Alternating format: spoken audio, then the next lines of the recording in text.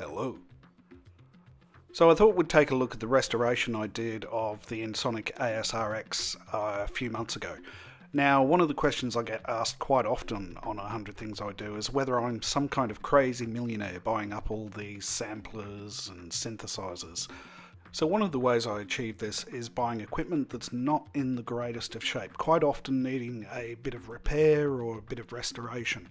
So with the ASR X, I had a few issues with the floppy drive being a bit reluctant to work, the value potentiometers sort of skipping around when changing values, and some of the keypads, the actual beat pads, were not working correctly with the velocity.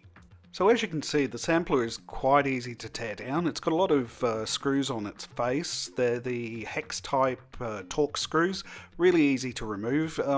In this case, they're a little rusty, so I'll deal with that a bit later. So taking a look at the board, as you can see, it uses standard PC memory for the RAM, and it's got the old type UV erasable EPROMs there in case you wanted to do a EPROM upgrade. So the first thing we'll tackle are the potentiometers on the front. These are where you set the sample points and the loop points, so it's really critical that they work well. So what I'm going to do today is I'm going to open up the potentiometers and give them a bit of a clean. I will need to replace them completely at some point in the future, but this should get me up and running. So the board's finally free and it looks in really great condition, so let's take a look at that potentiometer. So what I'm going to do is very carefully remove the top of the potentiometer by opening up these metal tangs. Now you have to be really careful. If you stress them a little too much while doing this, of course they'll snap off and break. So as you can see here, there's quite a bit of force holding down the potentiometer itself, and when I release that final tang you can see that it'll actually spring up out of the socket. So you can see the potentiometer's full of very old lubricant, it's quite oxidized, and it's probably the main reason that we're having all of these problems. So I'll give this a bit of a clean with isopropyl alcohol. It takes a good few times of cleaning it with different swabs to make sure it's really clean inside and ready to go back.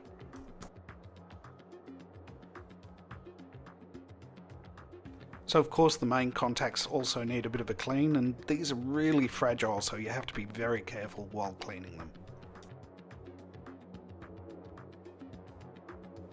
So let's put this back together now. What I like to do is place the potentiometer top back in place and then actually hold it down and run it a little while just to make sure everything's sort of lined up and seated well. Then of course once it's in place, push back the tangs carefully, and once you've sort of got the tangs in place, it's best to push them down really hard. Otherwise I find the actual pot will be quite wobbly and shake around quite a bit. So that looks really great. Okay, so the next step I always like to do is actually clean the lens over the display. Now, unfortunately you can't see it, but it's got quite a bit of scratching and a few little chips. So I'm using a bit of plastic polish here to take that out as much as I can. And you'll see I've got the blue painter's tape around the area I'm working. This is important because the ASR X has a really flat black finish to it, and if I slip off by accident, it'll actually make it a bit glossy around where I'm working. One of the interesting things I always find with these plastic polishes are they really don't start working until you can't see them anymore. So once they're totally clear and it looks like all the polish is gone, that's when they really seem to do the best work.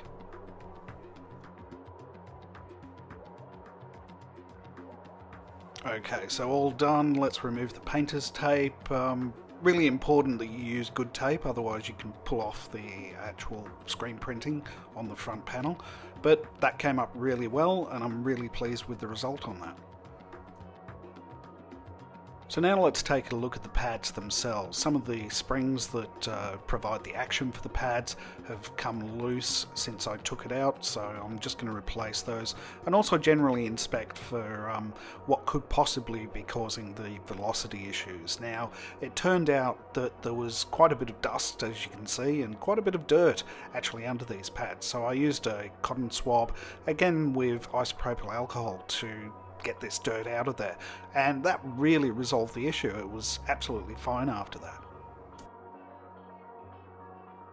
So I just test them as they go back, and then of course move on to the next one and just continue cleaning and testing. Let's take a look now at the floppy drive. So this is the final piece of work that needs to be done, and quite often with these floppy drives, when they go wrong, it's mostly that the lubricants have got old and they're actually stopping things from moving properly. And of course some dirt build up on the read-write heads that are actually doing all of the work. So I just open this up quite carefully, once again just releasing the top of the floppy drive. And fortunately it's really easy to get to everything I need to work on once this top's actually been removed. So let's have a look inside. We've got the read-write heads right there in the middle, and of course a worm gear to move the heads backwards and forwards where the lubrication will need to be cleaning. So I'm using a cotton swab with isopropyl alcohol on it to clean up all the old lithium grease that's on that worm gear, and I'll move the head backwards and forwards a little just to make sure I'm getting it all out. So now that's done, I'm going to put some new grease on the worm gear and slowly just work it in, once again moving the head backwards and forwards just to make sure it's got a really good covering. Now as you can see I'm using a cotton swab for this, and it's probably not the best tool, but I'm sure it'll be fine. And of course the last thing we need to do is just clean the head, so once again a cotton swab with isopropyl alcohol and just really carefully moving that across the heads, both the top and the bottom. So now it's time to put the sampler back together, and the hex bolt screws on the face of the sampler I put in some vinegar overnight, and that totally got rid of all the corrosion and all the rust, and they looked really good.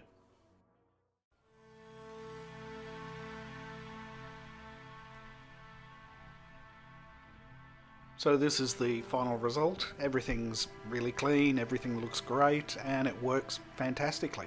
So I've got a few more of these restoration videos coming up, one on a big sound workshop console I've been restoring over the last few months, and another one on my Lexicon and Lexicon Lark. So thank you for watching, and I hope you enjoyed it.